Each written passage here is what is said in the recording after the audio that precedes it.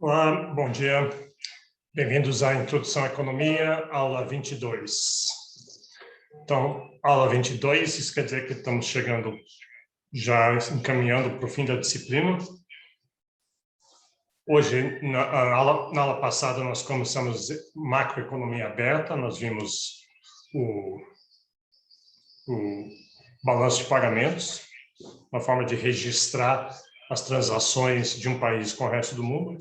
E hoje nós vamos continuar com taxa de câmbio PPC, paridade de poder de compra, e eventualmente indo na direção do último tema nessa área, que é modelos de macroeconomia aberta, ver a relação entre a taxa de juros e a taxa de câmbio. E daí, depois disso, nós vamos ter um pedaço sobre desenvolvimento econômico, e depois uma parte sobre economia brasileira. E é basicamente isso. Nesse ínterim, vamos ter o terceiro controle. Não vai ser essa semana, nem a próxima, mas talvez a outra. Nós vamos divulgar quando estiver estabelecido. E aí é isso. A semana que vem, terça-feira, é feriado, então, como a gente já está bastante avançado, não vai ter aula segunda-feira. Tá? Então, segunda-feira não vai ter aula e a gente segue regularmente na quarta-feira, continuando a matéria. Então, tá bom. Deixa eu pegar o slide. Vou recapitular o que a gente viu na aula passada.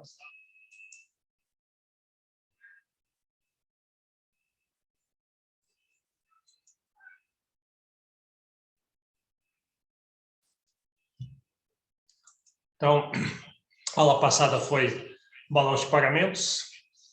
Nós vimos o que quer dizer isso. Deixa eu ver se nós aqui na frente. Isso aqui é basicamente parecido com contabilidade nacional, que a gente viu formas de registrar, sistematizar, contar, medir a nível de atividade na economia, no caso de contabilidade nacional, e nesse caso aqui, fazer essas mesmas coisas para as transações de um país com o resto do mundo. Então, o Banco Central faz isso, eu mostrei como é que parecem os boletins deles, e tem uma série de regras que você tem que saber. Então, claro que aqui em Introdução à Economia a gente só vai exigir um nível relativamente superficial, mas você tem que conhecer a estrutura, saber mais ou menos como é que esses cálculos são feitos. Então, nós vimos um exemplo na aula passada, vamos recapitular aqui. Então, essa é a estrutura do balanço de pagamentos. Ela tem três contas principais, mas as duas principais, transações correntes e conta capital financeira. Transações correntes vai pegar todos a exportação e importação de bens e de serviços. Então, nós vimos aqui a balança comercial, exportação e importação de bens, a balança de serviços e rendas, todos os serviços envolvidos, e ainda transferências unilaterais. Tá? Cada uma dessas coisas são descritas aqui, a gente viu. Transferências unilaterais são movimentações financeiras sem contrapartida, doações, basicamente. E aí, a conta capital financeira também é muito importante, não é tão visível como transações correntes, porque a gente vê muito nos jornais todo dia, todo mês, sobre exportação de soja, importação de gasolina, esse tipo de coisa. Mas conta capital financeira você não vê porque acontece, né, no sistema financeiro. Então, entra capital, sai capital, mas isso é muito importante. A primeira parte, a conta de capital, é só transferência de patrimônio. É uma parte pequena. Imigrantes resolvem sair do Brasil, pessoas resolvem sair do Brasil, levam suas coisas. Estrangeiros resolvem vir morar no Brasil, trazem suas coisas, mas a conta financeira é importante. Então, ela inclui investimento direto, construção de fábricas, por exemplo, e investimento em fábricas já existentes, em ações. Além desses derivativos, que a gente não vai se preocupar muito com isso, e outros tipos de investimento, tipo de organismos internacionais. Então, essas duas coisas. E aí, como isso é feito com partidas dobradas, crédito, todo evento que acontece gera um crédito e um débito em partidas dobradas. No final das contas, os créditos, a soma dos créditos tem que ser igual à soma dos débitos, e nunca bate exatamente, então, porque tem esses erros de omissões, e aí a parte de erros de omissões faz esse balanço ali. Então, nós vimos um exemplo, nós acabamos a aula passada vendo um exemplo, tipo exemplo de prova, talvez isso aqui é até mais difícil um pouco do que de prova, uma lista de coisas com seus valores. Nem todos você vai precisar usar, parte da pergunta é exatamente essa, para ver se você sabe quais pegar, quais não pegar. E aí, então, aqui, vamos ver como é que calcula o saldo do balanço de pagamentos. E a gente fez esse exercício aqui. Nós calculamos transações correntes, calculamos a conta de capital financeira, os erros e omissões estão lá, daí somamos tudo e deu o saldo do balanço de pagamentos. Esse é o número que a gente quer no final das contas. Nesse exemplo, deu menos 40 milhões, e aí foi um déficit, que é menos, então esse dinheiro sai das reservas internacionais. Foi aí que a gente parou na aula passada, a gente viu uma tabela aqui com vários anos, isso aqui é real, né? Vários do Brasil. Então, tem anos que transações correntes é positivo, tem anos que transações correntes é negativo, mesma coisa para a conta de capital financeira, e o saldo aqui no final, mas o saldo aqui no final sempre positivo. Tipicamente no Brasil, o Brasil tem saldo positivo, que é um país que exporta muito, e é um país que recebe muitos capitais, porque, como a gente falou já em outras aulas, tem muitas oportunidades de investimentos no Brasil. Então, a última coisa... Bom, aqui a gente não viu aqui, vamos comparar esses... aqui só os saldos para 2 anos diferentes, 2012 e 2013, mês a mês. Então, você vê que tem meses que é negativo, tem meses que é positivo, isso tem muito a ver, às vezes, com a sazonalidade das exportações, a sazonalidade da economia. Sabe, quando a soja foi colhida, se exporta um monte de soja, aí tem outros meses de estiagem em que não se colhe, em que não se abate gado para exportar, por exemplo. E no exemplo aqui, 2012, teve um saldo acumulado de janeiro a setembro, não sei por que só está janeiro a setembro, por que não tem o ano inteiro, mas em todo caso, um saldo positivo de 15 bilhões em 2012, já 2013 foi um saldo negativo. Então, isso acontece, tem uma variação bastante grande, né? Então, acontece, às vezes, por causa do ciclo que a economia mundial está passando, ou problemas, ou coisas boas que estão acontecendo no Brasil, especificamente. Então, tem essa variabilidade. Esse é um boletim do Banco Central, em particular, um boletim das reservas internacionais, prestando contas para a sociedade. Mas tem outros boletins das outras contas. Isso é tudo bastante transparente, bem automatizado.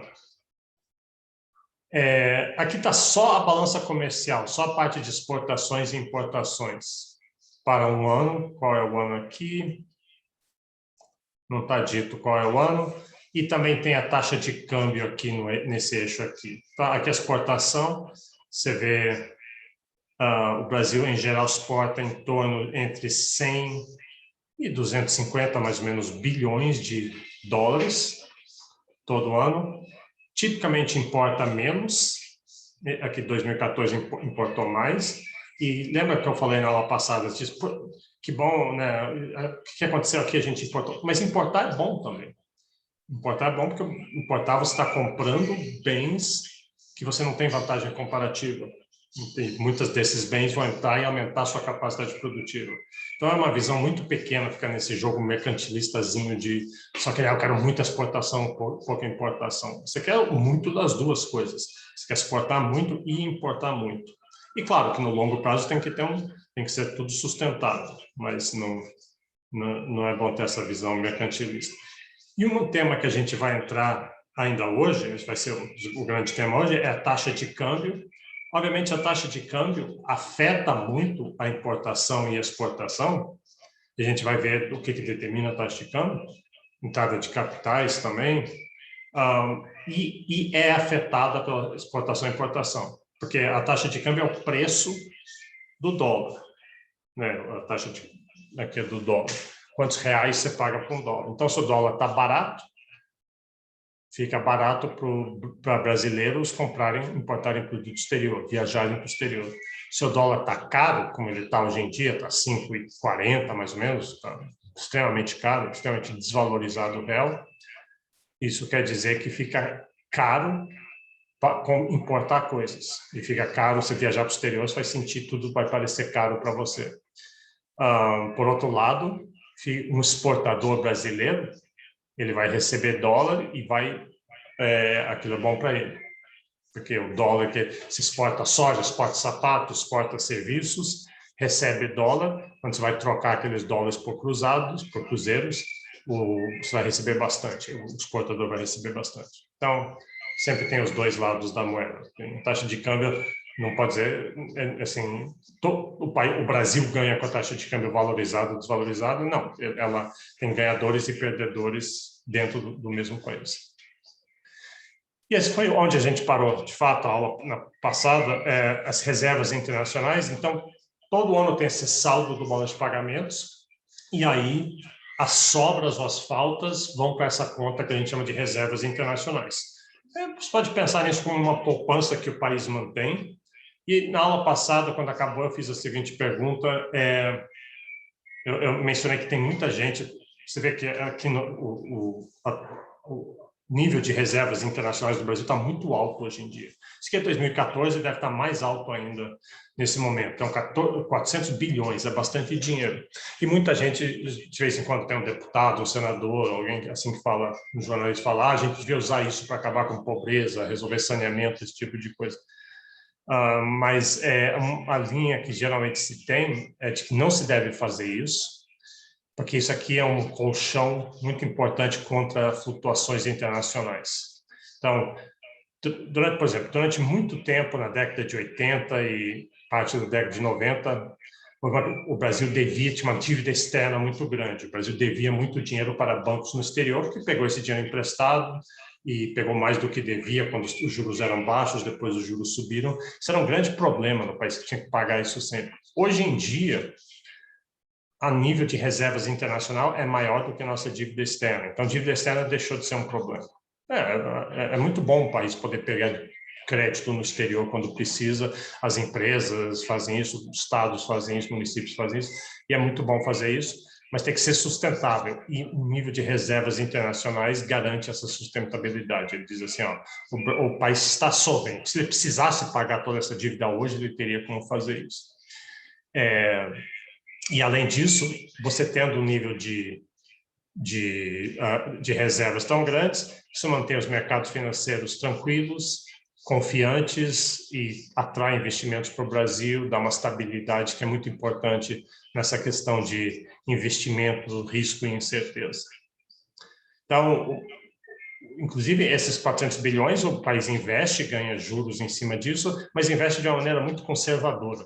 Isso é outra coisa que outras pessoas reclamam, dizem assim, mas o Brasil podia ser mais agressivo com esse investimento e conseguir uma taxa de retorno. Por exemplo, se vocês conseguirem uma taxa de retorno de 10% ao ano, são 40 bilhões de reais ao ano. Mas aí está botando em risco, quando você arrisca, você pode perder bastante também. Então, tipicamente, esse é muito conservador com isso aí. Ok. Então,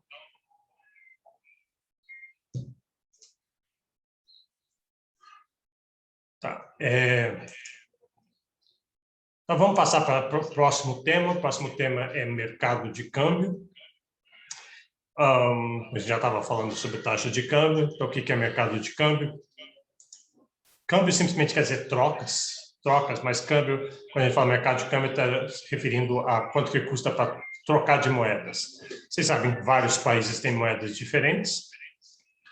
Tem euros, tem dólares, tem yuan, ienes. Não existe mais marcos alemães, que nem está aqui, ou francos. Libra existe, mas porque a Europa unificou a sua moeda em torno do euro algum tempo atrás, Mas existem diversas moedas. Se você já viajou para o exterior, você sabe como é que você chega em outro lugar, você tem que trocar a moeda ou já ter a outra moeda. Afeta muito qual a taxa de câmbio que você tem acesso. Se você deixar para fazer lá no aeroporto, eles vão pagar muito pouco pelos seus reais. Por exemplo, hoje a taxa oficial do dólar está 5,44. Se você viajar para os Estados Unidos e for fazer no aeroporto, tipicamente eles vão pagar, você vai pagar, sei lá, 5,80, bem mais caro por cada dólar. Então, a taxa de câmbio realmente faz diferença. Aqui um exemplo, eu botei aqui, na época que eu fiz esse slide, estava 3,20. Isso quer dizer que se você comprar um produto que custa $10, você vai estar pagando R$32. Então, quando você viaja para o exterior, tipicamente você faz isso. Você não tem na sua cabeça se o dólar é barato ou caro, então você faz essa transformação na sua cabeça e aí você faz uma comparação. Tipicamente a gente faz real por dólar, mas tem países na Inglaterra, por exemplo, que eles fazem ao contrário. Eles fazem libra, real, por exemplo, nos Estados Unidos, ao contrário, em vez de real por dólar, eles fazem dólar por real.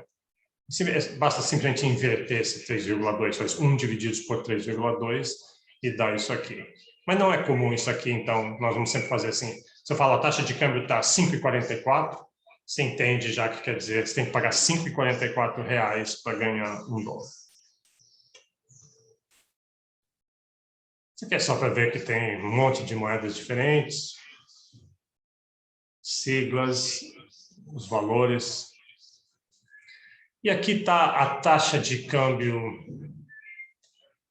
A taxa de câmbio, a gente viu isso quando viu o índice de preço, a ideia de nominal e real.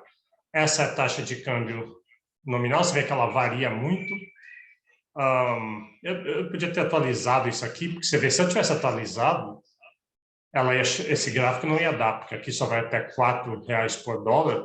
Então, hoje a taxa de câmbio estaria aqui em cima, assim. Ela está historicamente alta.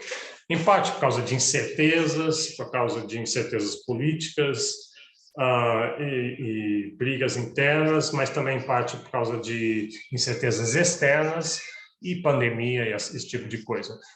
Tipicamente, uma coisa que acontece, vocês já devem ter percebido isso, a taxa de câmbio serve de um termômetro de incerteza. Por que isso? Porque, assim, se você está lá, então, digamos que você tem, assim, R$1 milhão, você está com R$1 milhão ou qualquer outra quantidade, e aí você lê no jornal alguma coisa, ou alguém, sua manicure, fala para você um rumor, e se diz, vai vir uma grande crise aí, vem uma grande crise, e pode ter problemas aqui no Brasil, e eu não sei o que vai acontecer, eu posso perder dinheiro, pode ter um novo imposto, ou talvez venha uma inflação, ou talvez o governo vai cobrar não sei o quê. Coisas que já aconteceram no passado, então a gente fica muito, especialmente no Brasil, muito precavido contra isso. Aí se diz o seguinte, então eu vou pegar meu $1 milhão, ou parte dele, e vou comprar dólar. Porque o dólar é uma moeda mais estável, ela é aceita no mundo inteiro, então tem muito menos incerteza. Com real, você vai para a Argentina, você até consegue comprar coisas com real, todo mundo aceita, ou é fácil trocar pela moeda deles. Mas você vai para a Ásia, por exemplo, ninguém quer real, ninguém tem o que fazer com isso. Mas dólar não. Então, dólar geralmente é um porto seguro. E aí, o que acontece? Então, da mesma forma que você ouviu esse rumor, outras pessoas ouviram, estão vendo essa incerteza, e aí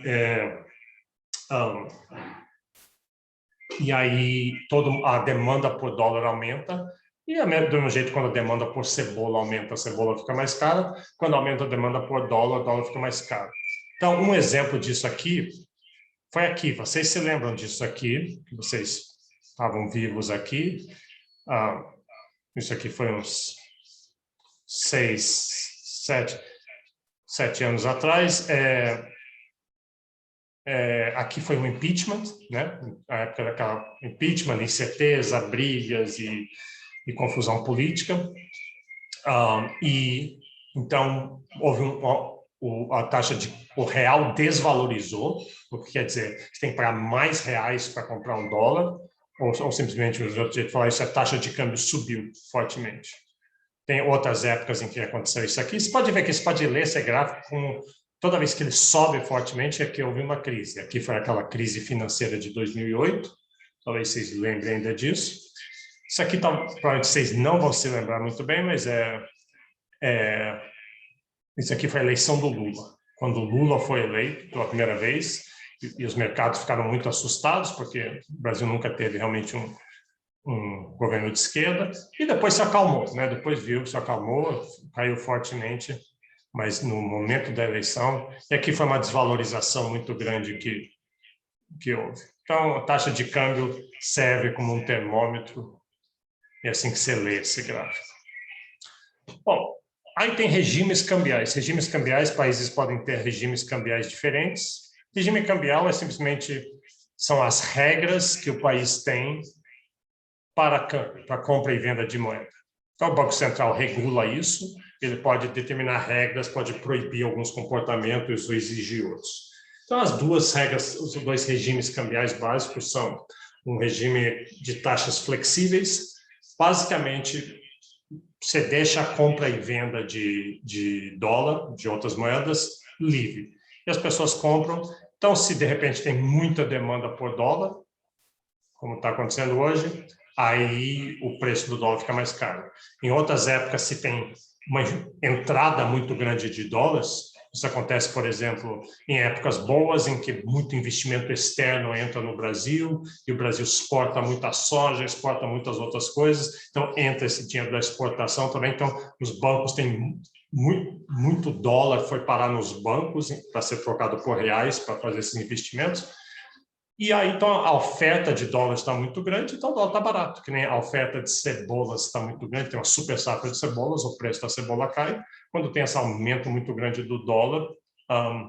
E aqui no gráfico você pode ver quando é que épocas que aconteceu esse tipo de coisa, né? Quando tem essas quedas, esses pontos mais baixos, é que tem a oferta e demanda de dólares, tem essas características. Então, aí você deixa as taxas flexíveis e, claro que o Banco Central vai vigiar, ele pode, se de repente acontecer grandes flutuações, ele pode intervir. Geralmente ele intervém ou comprando ou vendendo moeda. A gente vai falar sobre isso daqui a pouco. Mas geralmente deixa solto. E em geral, esse é o melhor regime que tem, como para qualquer outro bem. O governo não interfere no preço da cebola, dos cortes de cabelo, de um monte de coisas. Alguns bens, serviços como eletricidade, bens regulados, talvez planos de saúde, ele não interfere exatamente, mas ele vigia e põe alguns limites. Em geral, é melhor deixar que o mercado, isso é um dos motes dessa disciplina, é que preços trazem informação, preços ajudam a melhor alocação de recursos, exceto em casos especiais. Então, a mesma coisa vale para a taxa de câmbio.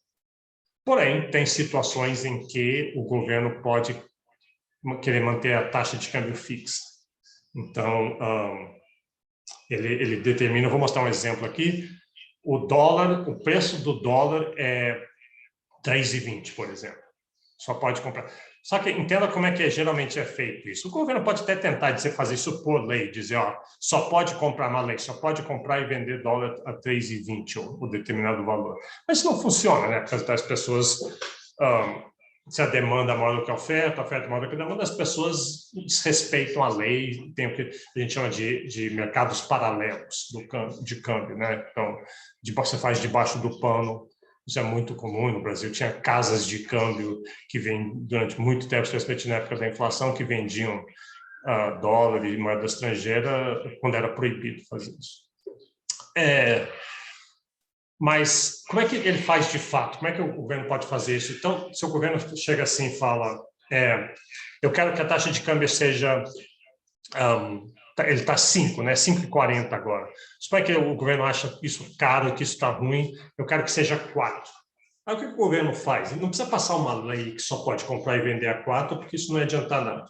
O que o governo pode fazer é dizer assim, eu, governo, vendo dólar a 4. Eu vendo dólar a 4. E lembra, o governo tem 400 bilhões de dólares nas reservas internacionais, então o governo tem muito dólar. Então, quando ele fala que ele vende, é realmente que é crível, as pessoas acreditam. Então, todo mundo que ia comprar dólar e estava comprando dólar no mercado assim, quando era flexível, a 5,40, 5,44, aí eles olham assim e dizem, puxa, eu ia comprar aqui no mercado, mas eu estou vendo que o governo está vendendo a 4. Opa, vou para lá, que nem você faz quando você vê um supermercado vendendo uma coisa mais barata que outro, você vai comprando mais barato. As pessoas vão e compram do governo. Aí estão lá comprando do governo. Você pode ficar preocupado, mas será que o governo vai ter suficiente para atender o mercado? Bom, primeiro ele tem 400 bilhões, então provavelmente sim, mas ele nem precisa, porque o que acontece é que o resto do mercado, os outros vendedores, que geralmente são os exportadores que têm dólar para vender, os bancos que compraram dólar dos importadores, dos investidores, eles querem vender a 5,40, mas aí eles dizem, ninguém mais está comprando os nossos dólares porque estão comprando lá do governo, vamos ter que abaixar o preço. Aí, voluntariamente, eles abaixam o preço até 4. E o governo, então, consegue, tanto comprando ou vendendo, ele pode influenciar o mercado dessa forma. Fica difícil só quando o governo não tem reservas internacionais suficientes, ou se o preço que o governo está querendo é um preço artificialmente muito baixo ou muito alto. Aí, se o governo está vendendo incrivelmente barato, por exemplo, se o governo estivesse vendendo o dólar a R$1 hoje em dia, quando o mercado está querendo vender a 5, ia ter tanta gente querendo comprar que provavelmente comprariam os 400 bilhões do governo. Então, aí não consegue fazer. Mas, geralmente, o que o governo quer fazer é reduzir picos e dar uma estabilidade maior. Então, aí ele consegue. Você sabe que a gente ia fazer isso? Você sabia que a gente ia fazer isso? Vamos olhar mercados de câmbio com diagramas de oferta e demanda. Claro, é o mesmo diagrama de sempre. Se diz, não, mas espera aí, o eixo horizontal não está escrito quantidade, está escrito divisas. O eixo vertical não está preço, não tem um cifrão, está taxa de câmbio. Mas é a mesma coisa, divisas é a quantidade de divisas demandadas e ofertadas, e taxa de câmbio é o preço do dólar. É o preço do dólar, quantos reais você paga por um dólar. Então, é a mesma coisa. Então, a curva de demanda, como sempre, negativamente inclinada. Quanto mais baixa a taxa de câmbio, mais as pessoas vão querer comprar. Por exemplo, eu praticamente não estou pensando em viajar, não estou pensando em importar nada do exterior, eu não estou querendo o dólar, mas se o preço do dólar baixar para R$3 amanhã, aí eu vou demandar. Eu digo, então eu vou. Então, acho que eu vou, ano que vem, eu vou comprar aqui, porque daí eu vou viajar para o exterior ano que vem, vou comprar um iPhone, alguma coisa. Então, o preço afeta a demanda, como em qualquer outro mercado, e o preço afeta a oferta positivamente. Quanto mais maior for a taxa de câmbio, mais oferta de divisas vai ter. Então, como é que pode acontecer isso? Suponha que eu sou um plantador de soja, eu colhi um monte de soja, e aí eu estou vendendo minha soja e eu tenho 100 toneladas e eu estou dizendo assim, eu vou vender essas 80 toneladas aqui no Brasil mesmo. É mais fácil para mim, não tem a burocracia toda de exportar. Vendo aqui no Brasil, tem uma demanda grande das fábricas de óleo de soja, dos pecuaristas que querem dar por gado comer. E os outros 20 toneladas eu vou exportar. De repente, a taxa de câmbio sobe. Hoje ela está 5,40, sobe para 7.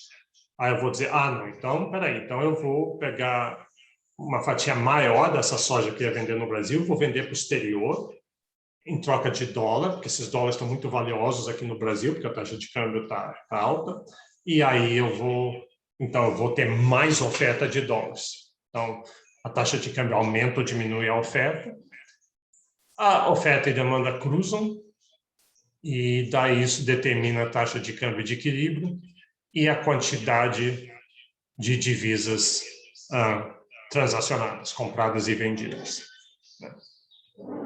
Então, o Ezinho ali é taxa de câmbio de equilíbrio e quantidade de equilíbrio. A gente não vai fazer aqui, mas a gente poderia fazer uma estática comparativa. Dar um choque aqui, tanto na demanda ou na oferta, pegar alguma variável dessas 7 disparibus que a gente tem, se aumenta a oferta, aumenta a renda da população. Por alguma razão aumentou a renda da população de um ano para o outro, Então, aí provavelmente vai aumentar a demanda, vai deslocar a demanda para cima, e isso vai aumentar a taxa de... Com todo mundo com mais dinheiro, as pessoas vão demandar mais dólares para viajar, para importar coisas, então vai aumentar a taxa de câmbio, vai aumentar a quantidade transacional. Como sempre, a gente não está fazendo isso aqui, mas só para você ver que o nosso esqueminha de achar oferta, achar demanda, explicar as inclinações, achar as variáveis ceteris paribus, achar o equilíbrio, e daí dar choques nas variáveis ceteris paribus para ver o que acontece com os equilíbrios.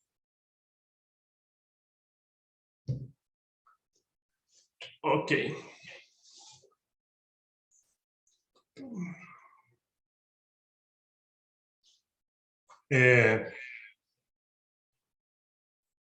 Tá. Bom, tudo isso aqui é o que eu falei. É o que eu falei.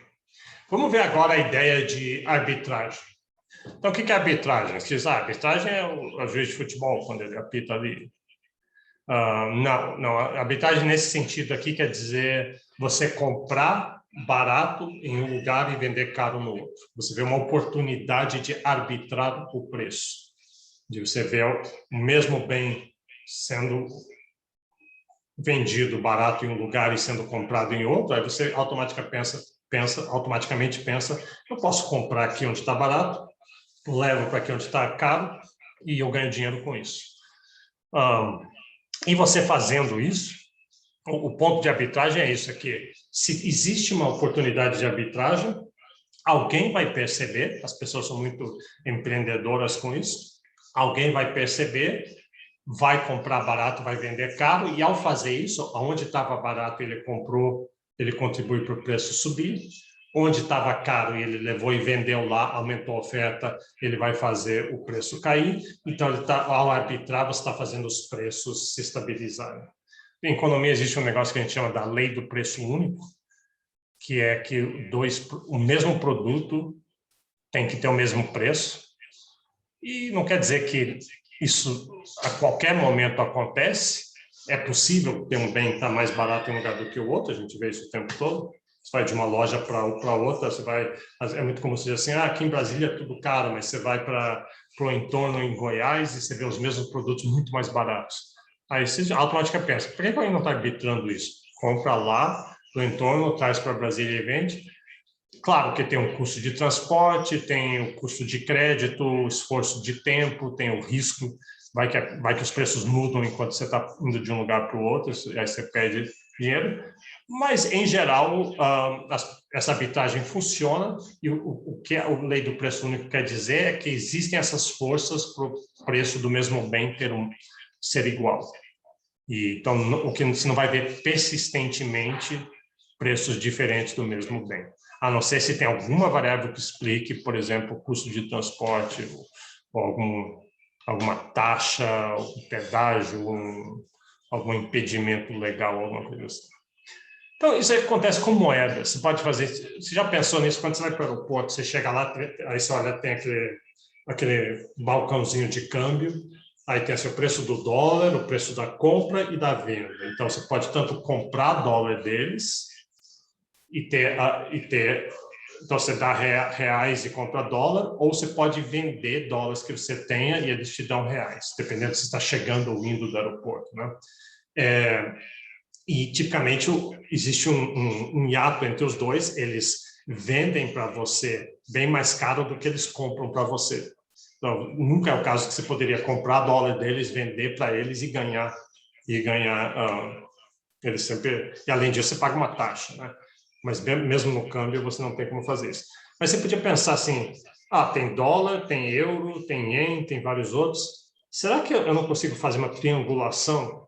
Eu pego reais, compro dólares, daí eu pego meus dólares, às vezes vou para outro balcão ali do lado, pode ter preços diferentes, aí eu compro, eu pego meus dólares, aí eu compro euros lá, daí eu pego euros e volto, ou no mesmo ou em outro, e troco de volta por reais, e no final disso tudo eu posso ter mais reais do que eu comecei, né? E, por exemplo, tem um livro famoso de assim, não sei se é um livro famoso, mas acho que tem um livro, uma série, assim, é um cara que ele começa com uma coisa bem simples, ele tem uma caneta, aí ele troca a caneta com alguém por outra coisa, daí pega essa outra coisa, que vai trocar por outra, ele vai trocando, e como ele é tão bom em fazer negócios, cada vez ele tem mais, e no final ele tem uma casa.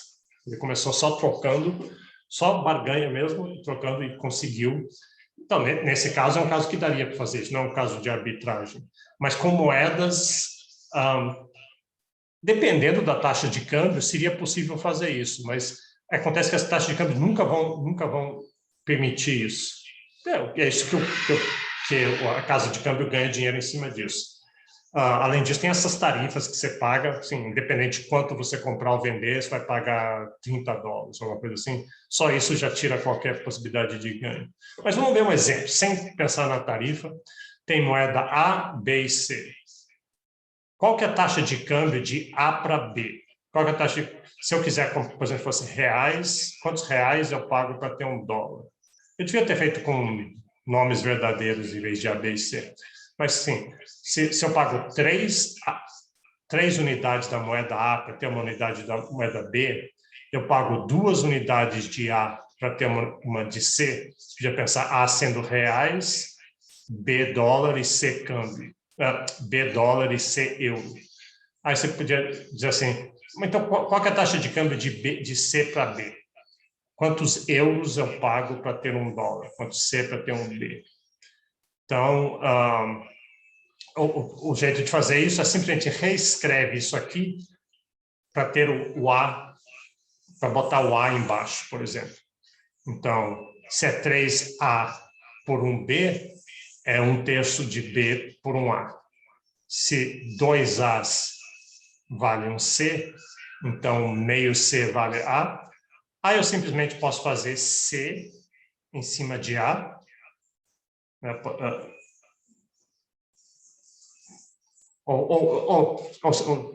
Bom, de novo, deixa eu falar de outro jeito. Se B sobre 3 é o preço de 1A e C sobre 2 é um preço de A, então B sobre 3 é igual a C sobre 2. Isso aqui vale A, isso aqui também vale A. E aí, simplesmente rearranja isso aqui. A taxa de câmbio para B em termos de C, de dólar em termos de euro, é 2/3. O ponto aqui não é nem saber a matemática, é só perceber que com essas taxas de câmbio você pode arbitrar. Pega uma, compra outra, com essa outra você compra a terceira, com a terceira você compra a primeira. Dá para fazer isso. Deixa eu dar um exemplo mais fácil de entender, talvez, não com moedas, mas com bens. Suponha que você foi num supermercado na Asa Sul e você viu esse leite aqui integral, Italac, R$5. E no mesmo dia você estava lá em Taguatinga e daí você viu o mesmo leite, exatamente igual. Então, qualquer pessoa indiferente entre ter esse aqui ou esse aqui são exatamente iguais. A data é igual, tudo é igual. E custa R$3. Aí você, automaticamente, você pensa, opa, oportunidade de arbitragem. Por que eu não vou em Taguatinga? Eu posso comprar 1.000 litros de leite, vai me custar R$3.000. Levo para a Asa Sul, calcule ali, isso vai me custar tanto de gasolina, vai ter 2, 3 litros de gasolina, R$20 de gasolina, 2 horas do meu tempo, e vendo por R$5 e eu vou ganhar R$2.000. Tirando os R$20 de gasolina, digamos R$50 do meu tempo, R$100 de custo, por exemplo, para ganhar R$2.000, pô, vale a pena. Então, podia fazer isso aqui. Né? Valeria a pena. Claro que não seria tão fácil, mas você tem que encontrar essa oportunidade. Um risco que você corre também é que nesse meio tempo você chegou lá na Asa Sul e o preço baixou. Para ver que as lojas perceberam que estavam vendendo muito caros e aí você ficou com esse leite na mão. Então tem um risco, mas tem um potencial ganho. E ao fazer isso, quando repara que está R$3 o litro, mas aí quando você chegou lá e comprou 1.000, a loja diz, puxa, a demanda por leite está altíssima. A gente geralmente vende uns 1.000 litros por dia na loja aqui, mas só hoje de manhã já vendemos 2.000 litros. Só um cara comprou 1.000 litros e as outras pessoas estão comprando. Então, vamos aumentar o preço. Aí eles aumentam o preço. E lá na Asa Sul, como você aumentou a oferta, agora, além do leite que já tinha venda lá, tem o seu leite que você levou. Então, a oferta aumentou, isso faz o preço cair. E aí, o preço em Taguatinga foi para 4, o preço na Asa Sul subiu para 4 e equalizou. A lei do preço único estava valendo ali. Vamos ver outro exemplo aqui. Aquele exemplo que eu fiz das moedas, aqui está o mesmo exemplo com... em vez de ser reais, dólar, reais, euro, aqui é leite, maçãs e leite, limões. Então, eu tenho quantas dúzias de maçã... Eu sei que 4 litros de leites valem uma dúzia de maçã e 2 litros de leites valem uma dúzia de limões. Mas a minha pergunta é quantas dúzias de maçã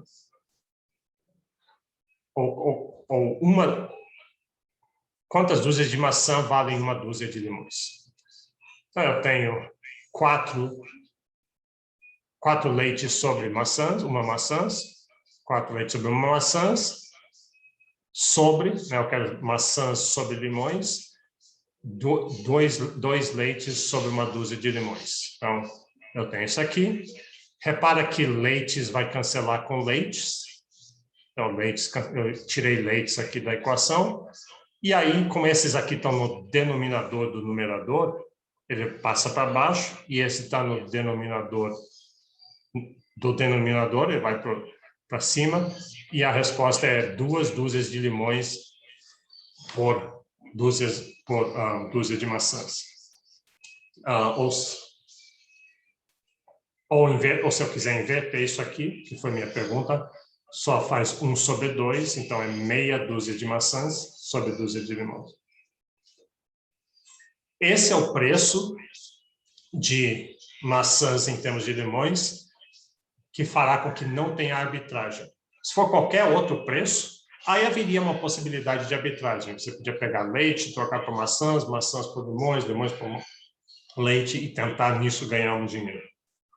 Mas tipicamente não é difícil, porque o mais sucesso que você tem, tipicamente é difícil, porque o mais sucesso que você tem, o mais que os preços dessas coisas vão convergir para esse preço onde não há arbitragem possível.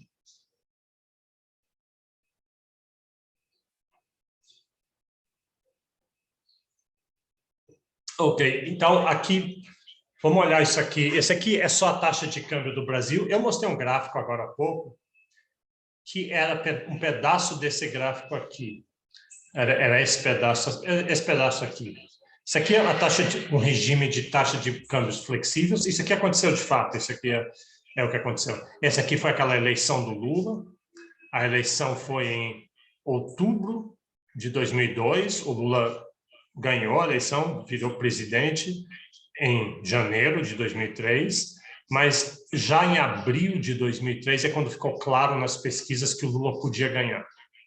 Assim que ficou claro que ele podia ganhar, você vê que já deu um nervosismo nos mercados e o dólar subiu rapidamente quase dobrou de mais ou menos 2 para 4. Tá, mas o que é isso aqui? O que é esse pedaço aqui? Esse aqui é um pedaço, essa taxa de câmbio quase não variou. Ela está subindo muito pouco, mas está com pouca oscilação. Você vê que no dia a dia ela está sempre oscilando, tem pequenos choques, oscilação. Aqui não. Em torno de R$1. R$1 por dólar. Então, o que aconteceu aqui, que aqui foi o plano real, e o plano real estabeleceu uma taxa de câmbio fixa, justamente para ajudar a acabar a inflação. Eles puseram uma taxa de câmbio o dólar bem barato, R$1 por dólar. Eu me lembro bem dessa época, a gente viajava para o exterior e conseguia comprar um monte de coisa, ir para restaurante caro, porque o dólar estava muito barato para brasileiros. mas e está artificialmente barato. E essa é uma estratégia que chama de âncora cambial. Fica barato para brasileiros importarem produtos do exterior, então esses produtos vêm fazer concorrência aqui e impedem que a inflação suba. Então, você não quer fazer isso por muito tempo, porque isso tem consequências para a indústria nacional, etc. Mas para ajudar a acabar com aquela hiperinflação que a gente estava vivendo, foi uma boa estratégia e de fato funcionou. Então, como é que o governo fez isso aqui? De novo, ele não chegou e falou assim, tem uma lei que só pode comprar dólar a R$ 1. O que ele fez, o governo chegou e disse assim, eu vendo dólar a R$ 1. O preço de equilíbrio provavelmente estava mais alto, estava próximo de 1,50 ou 2, provavelmente. Então, todo mundo que tinha dólar diz, eu só vendo a 1,50, só vendo a 1,50. Mas aí o governo diz, eu vendo a 1. Então, todo mundo que queria comprar dólar, toda demanda foi comprada do governo, e eventualmente o resto do mercado diz, então tá bom, eu não tenho outro recurso, eu vou ter que baixar o preço do meu dólar. Os exportadores, por exemplo, estão exportando muito, recebiam dólares, e aí o exportador é um vendedor de dólar. Ele está resmungando, achando ruim aquilo ali, que ele está sendo obrigado a vender o dólar que ele conseguiu exportando mais barato, mas era o que ele podia fazer. Ou ele guarda os dólares esperando o preço subir. Mas pelo que você vê aqui, levou bastante tempo, levou bem 4 anos. E ele tem que pagar as contas deles, tem que pagar os trabalhadores deles, ele precisava de reais. Ok, vamos ver no diagrama de oferta e demanda como é que fica essa taxa de câmbio fixa. Aqui está, é basicamente o que eu acabei de descrever. Tem a demanda por moeda estrangeira, a oferta de moeda estrangeira e a taxa de câmbio de equilíbrio. Esse é o preço que o mercado iria convergir para ele naturalmente. E essa quantidade. Mas aí o governo chega e diz, eu estou achando essa taxa de câmbio muito cara, eu quero baixar isso aqui. Por alguma razão ou outra, o governo pode fazer isso. E aí, então, o governo diz assim, então, eu estou vendendo a essa TF, taxa de câmbio fixa. Ele vende aqui, você vê que, como esse preço é mais barato do que... Hoje eu falei que está 5,44, é como se o governo vendesse a 5. Então, aumentou a demanda, tem muita gente querendo comprar, porque está barato. Pouca gente querendo vender, a oferta é menor, porque tem gente que tem dólar e diz, a esse preço eu não vendo. Prefiro guardar, deixo isso como uma reserva de valor. Eu acho que vai subir a taxa de câmbio ano que vem, então vou guardar e fica como um investimento. Então, a oferta cai. Então, tem esse excesso de oferta aqui.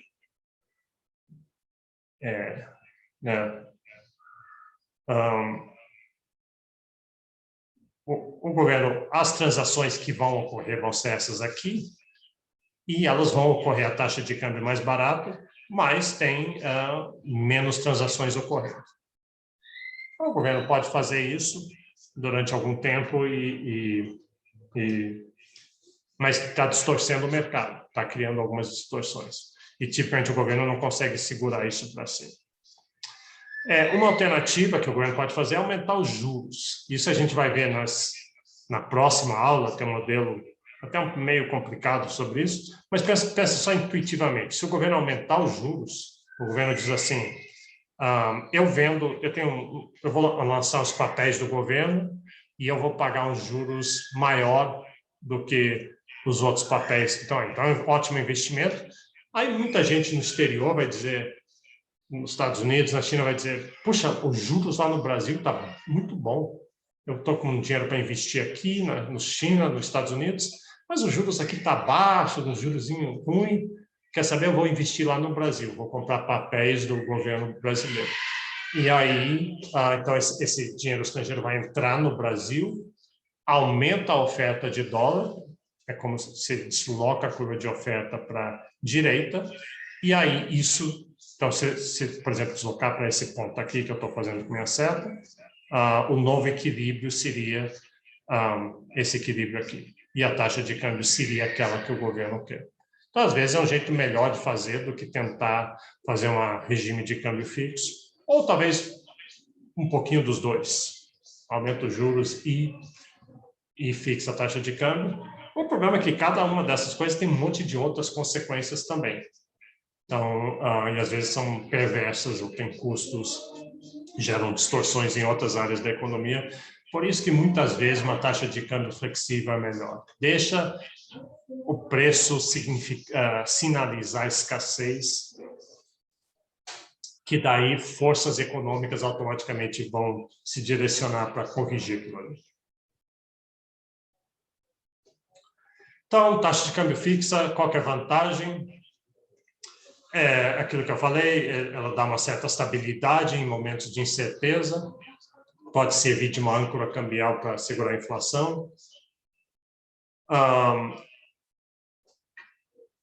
Essa é uma vantagem. A desvantagem é que cria um monte de distorções, pode criar um monte de distorções. Ou, às vezes, diz assim, talvez o governo não precisa fazer uma taxa de câmbio nem totalmente flexível, nem totalmente fixa, ela pode fazer algo intermediário, tem esses regimes intermediários. Talvez o governo fale assim, ó, enquanto a taxa de câmbio estiver entre 5,50 e 4,50, eu não vou interferir. Tipo aquelas bandas das inflações que a gente viu.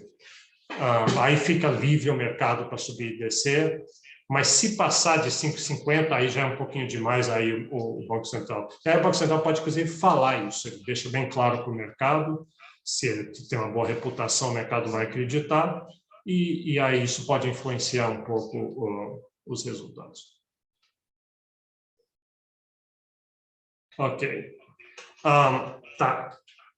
Aí, vamos passar para outro tema, que é um tema importante também, é que taxa de câmbio, como outros preços que a gente viu aquela parte toda de índice de preços, taxas de câmbio podem ser reais ou nominais. Quer dizer, se eu vou comparar uma taxa de câmbio em 2 pontos no tempo, eu vejo que ela subiu.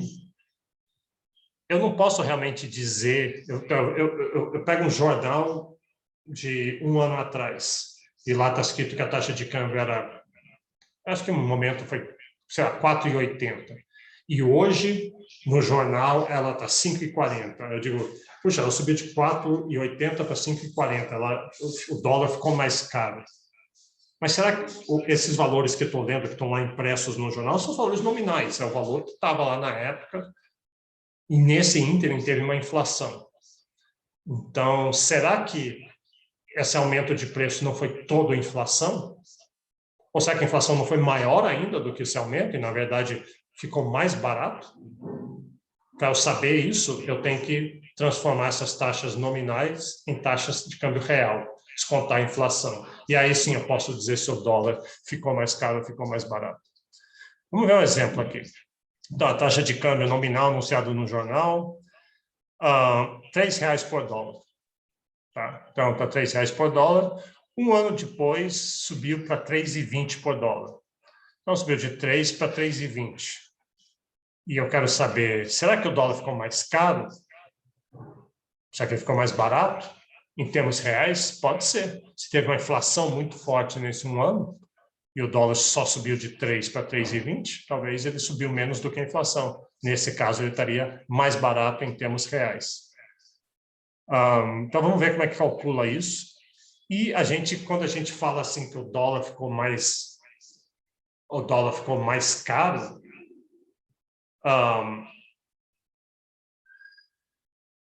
isso quer dizer que o real desvalorizou. Se o dólar ficou mais caro, o real está valendo menos.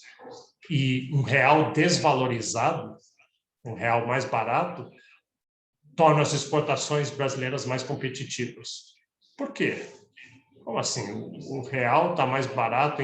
Com $1 você compra mais reais, por isso as exportações estão mais competitivas? Sim, porque um importador, um chinês que está comprando soja brasileira, ele tem dólares, que ele exportou para os Estados Unidos, ele tem dólares, e com aquele $1 milhão que ele tem, antes ele comprava uma certa quantidade de reais, mas agora que o real desvalorizou, ele compra mais reais ainda. Então, com o mesmo $1 milhão que ele tem, ele está comprando mais, ele consegue comprar mais soja. Então, ele vai dizer, opa, a soja está barata, eu vou comprar mais do que eu estava planejando comprar.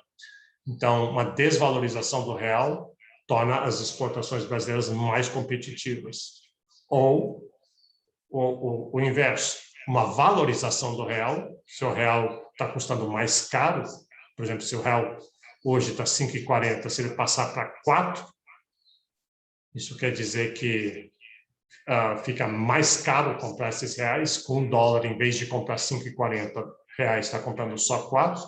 Então, o importador chinês de soja vai dizer, poxa, eu queria comprar soja brasileira, mas antes, com cada dólar que eu tinha, eu comprava 5 reais de soja, agora eu só compro 4.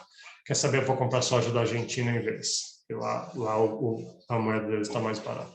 Então, a taxa de câmbio afeta muito a competitividade das exportações brasileiras e, da mesma forma, ela torna os produtos importados mais caros ou mais baratos. Quando a taxa de câmbio está desvalorizada, o real está desvalorizado, fica muito mais caro comprar um produto importado. É o caso hoje. Tenta viajar para o exterior hoje para você ver. Você vai ficar chocado quando você fizer a conversão na sua cabeça, vai ficar chocado com os preços. Se você tomar um refrigerante, você diz, pô, estou pagando 15 reais por um refrigerante. Não é porque o refrigerante está mais caro, mas porque o dólar que você comprou para comprar o refrigerante ficou mais caro. Então, vamos ver como é que faz esse cálculo aqui. Repetindo a nossa situação. A taxa de câmbio nominal, a taxa de câmbio lá naquele dia, R$3 por dólar. Um ano depois, também naquele dia, um ano depois, 3,20 por dólar, esse é o preço nominal. E suponha que no Brasil, a inflação desse ano inicial para o outro foi 10% de inflação. Que é bem possível que seja nesse ano aqui, do jeito que está indo. Faz tempo que a gente não é inflação tão alta, mas é totalmente possível.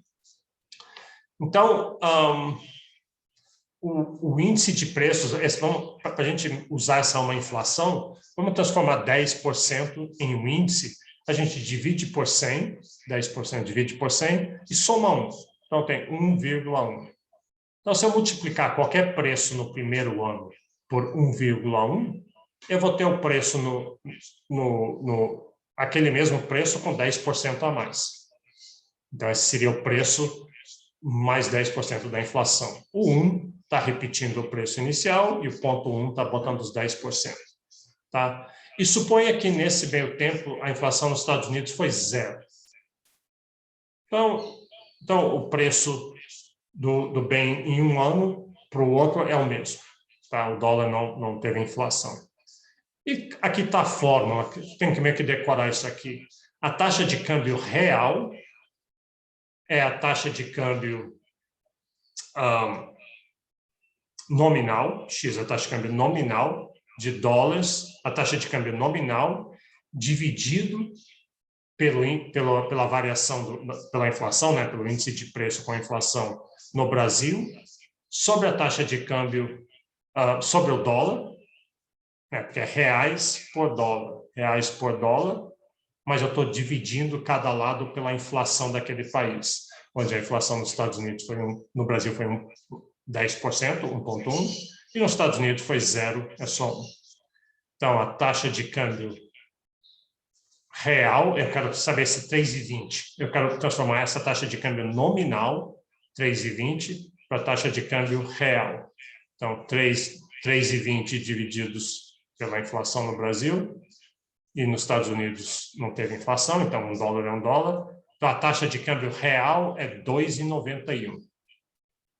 Então, o dólar passou de 3, não para 3,20, como parece olhando o valor nominal, mas passou de 3 para 2,91. O dólar ficou mais barato. O real ficou mais caro. Isso quer dizer que as exportações brasileiras estão menos competitivas. Valorizou o real, fica mais caro comprar um real, os importadores de produtos brasileiros vão começar a resmungar, puxa, o real estava 3, com $1 eu comprava R$3, agora eu só compro 2,91. quer saber, vou comprar em outro lugar ou vou deixar de comprar, as exportações brasileiras estão menos competitivas.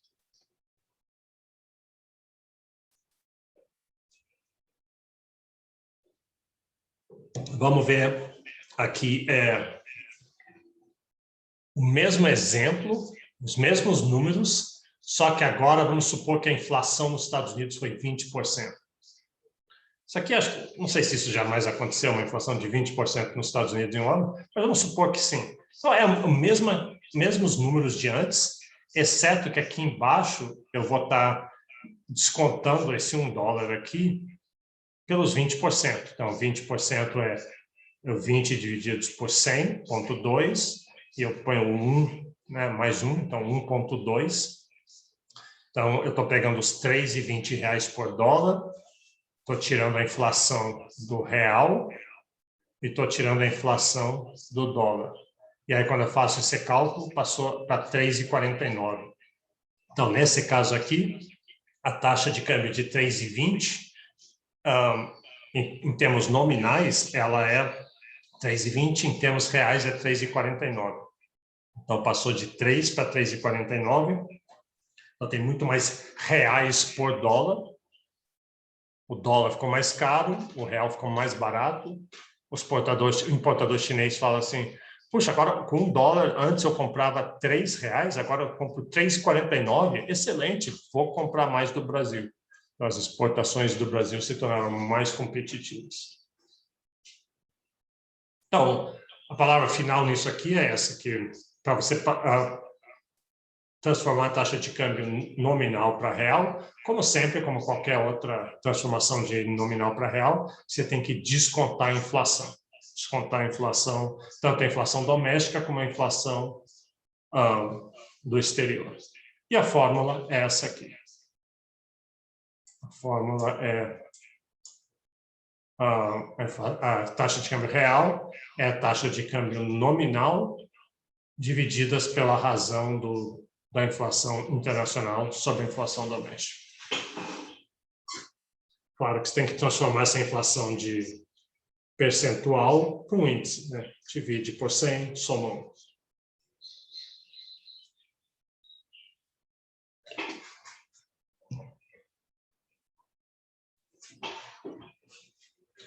Ok, então, deixa eu ver uma coisa aqui.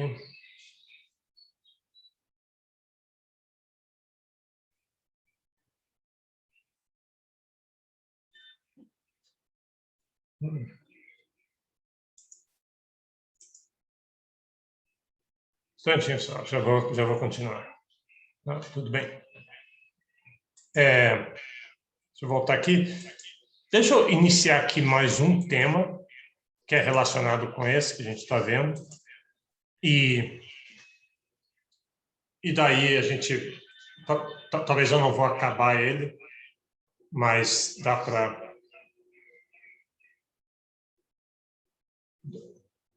Só um instantinho aqui, porque está tocando a campainha aqui que está me atrapalhando. Esse que é o problema de dar aula em casa, que tem esse tipo de interrupção.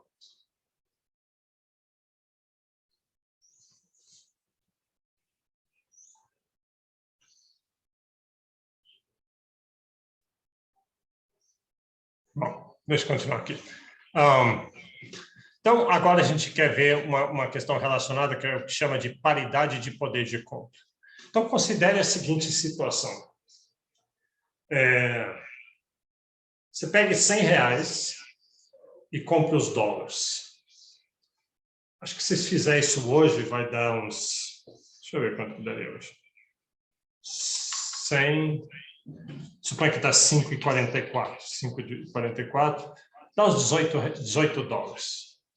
Tá. Pega R$100 e compre 18 dólares. E aí usa esses dólares para comprar um produto nos Estados Unidos. Então você vai comprar alguma coisa lá. Instantinho só. Deixa eu só resolver esse negócio aqui da campainha, porque...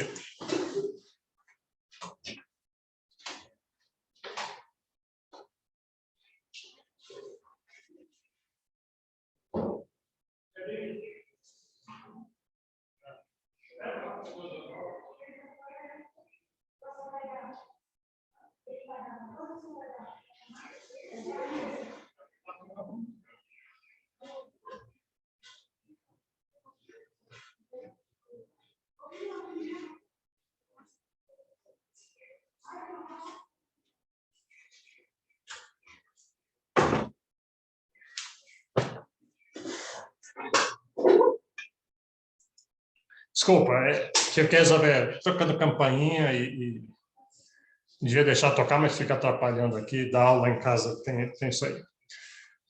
Voltando, vamos lá. Você pega reais, compra dólares, e aí com esses dólares você compra um produto dos Estados Unidos, por exemplo, no exterior. E suponha que não tem nenhum custo de transporte, você consegue comprar imediatamente, vamos sem botar essas fricções. Aí você pensa, mas vou comprar dos Estados Unidos, só vai levar uma semana para chegar, vou pagar imposto de importação, vou ter outros impostos. Não, suponha que não tem nada disso. Você pode pegar os dólares, pega os reais, compra os dólares e compra o produto. Ou uma outra opção use os 100 reais não para comprar dólares e importar, mas compre o mesmo produto no Brasil. Suponha que existe esse produto à venda no Brasil. Então, você tem a opção de comprar produto no exterior ou no Brasil, só que se você comprar no exterior, você tem que trocar os seus reais por dólar e comprar. Aí a pergunta é, qual que é a taxa de câmbio? Então, tudo vai depender do preço relativo. Como é exatamente o mesmo produto, você vai querer comprar o que for mais barato. Então, tudo depende da taxa de câmbio. Se a taxa de câmbio, se o dólar estiver muito caro, é melhor comprar no Brasil. Se a taxa de câmbio estiver muito barata, é bom comprar no exterior. E, sendo assim, tem que haver uma taxa de câmbio que faria você ficar indiferente entre comprar no Brasil e comprar no exterior, né? Então, tem uma taxa de câmbio que, se você comprar dólar e comprar no exterior, vai custar uma certa quantidade e custa exatamente a mesma quantidade de reais para comprar no Brasil. Essa é a taxa de câmbio que a gente chama da taxa de paridade de poder de compra. A paridade quer dizer que é igual, você teria o mesmo poder de compra importando do exterior ou comprando no Brasil. E não necessariamente a taxa de verdade que tá valendo no país é essa taxa. Talvez a taxa no país esteja acima dela, talvez esteja abaixo. Então, a gente quer aprender a calcular essa taxa de paridade de poder de compra para poder comparar a taxa real, que a gente vê, a taxa que a gente observa, para saber se ela está valorizada, sobrevalorizada ou subvalorizada. Às vezes, a taxa de câmbio está influenciada por políticas do governo, está distorcendo ela. E a ideia é que a taxa de poder de compra, existem forças econômicas que levariam a ela. E se você não está nela, porque de certa forma tem uma distorção ou outra. Vamos ver como é que calcula isso aqui. Tá, então vamos fazer parecido com antes. Suponha uma taxa de câmbio, TDC é a taxa de câmbio, de 3,20 por dólar. Isso não está muito realista hoje, porque hoje está uns 5,40, mas mais ou menos. Não importa, dá para entender. E suponha que o preço de um litro de leite nos Estados Unidos custa 3 dólares. Tá? 3 dólares. Então, se o litro de leite custa 3 dólares e um dólar custa 3,20,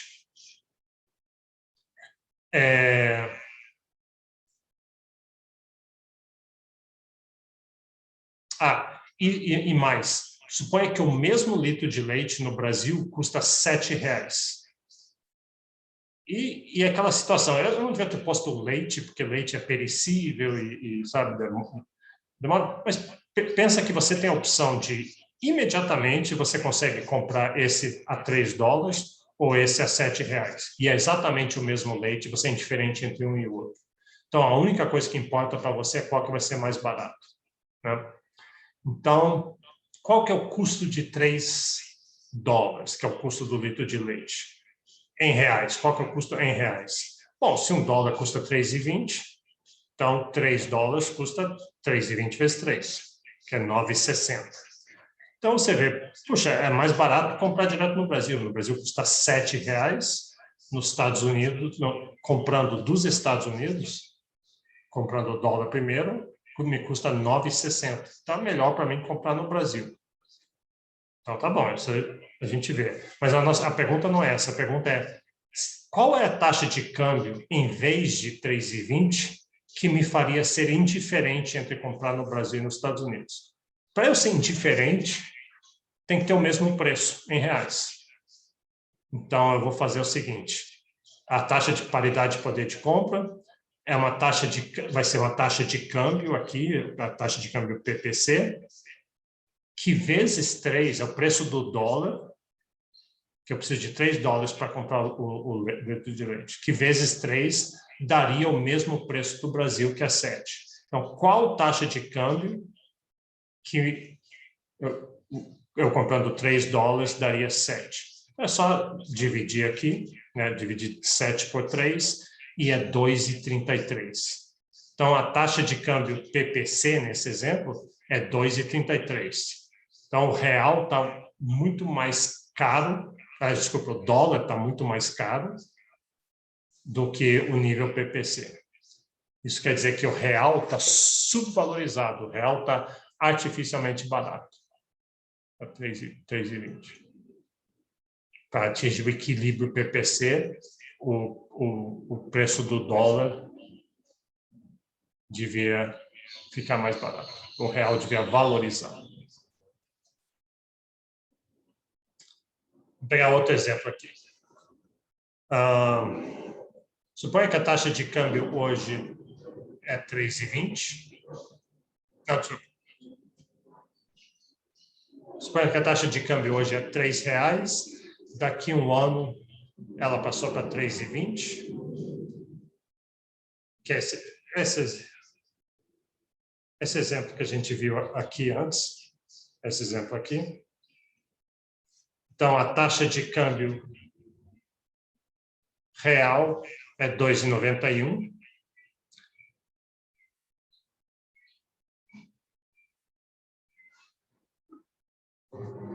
Peraí.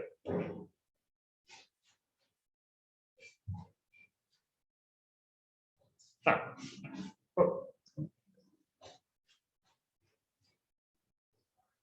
Peraí, deixa eu pensar no melhor jeito de falar isso.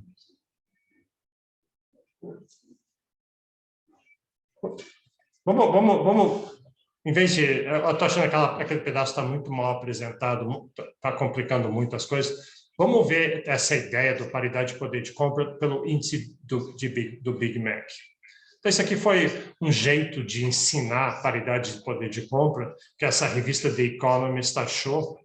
E isso aqui pegou, e até hoje existe esse índice do Big Mac, e o pessoal de introdução à economia gosta muito de botar esse tipo de coisa em prova. É bem possível que tenha perguntas na prova com o índice de Big Mac. Qual que é a ideia? Que nem no exemplo anterior, eu peguei um leite nos Estados Unidos ou um leite no Brasil. O importante é que seja o mesmo bem. Eu quero que seja o mesmo bem para ver se é mais barato para mim comprar no exterior ou no Brasil.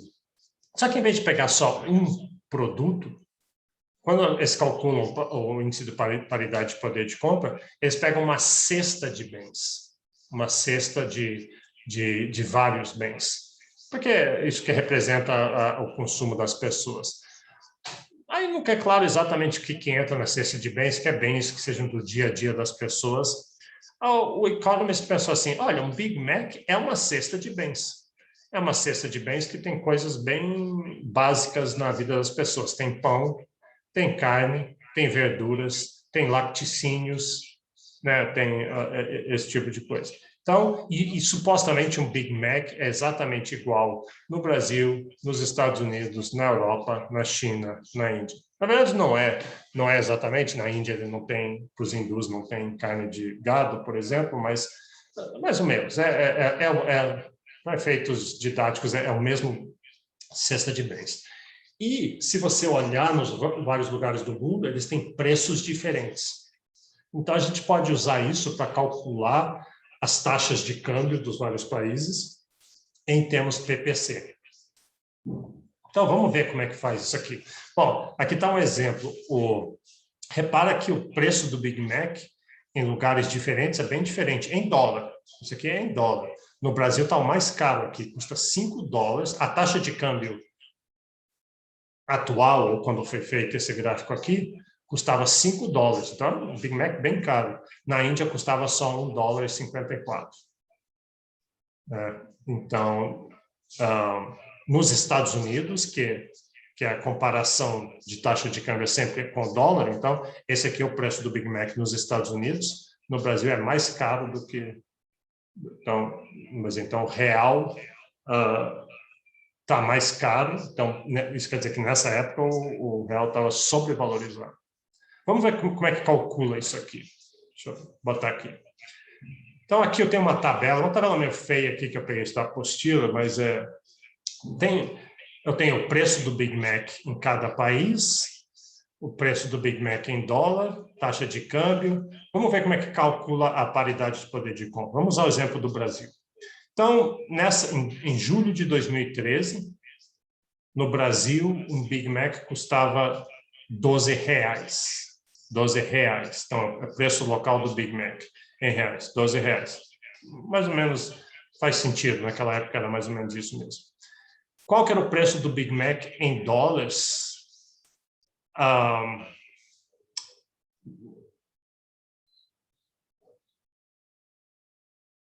Para eu calcular isso, eu tenho que pegar esse R$12 e dividir pela taxa de câmbio pelo preço do dólar, né? Então, qual que é o preço do dólar? Não o PPC, o preço real, nominal que valia na época, era R$2,27.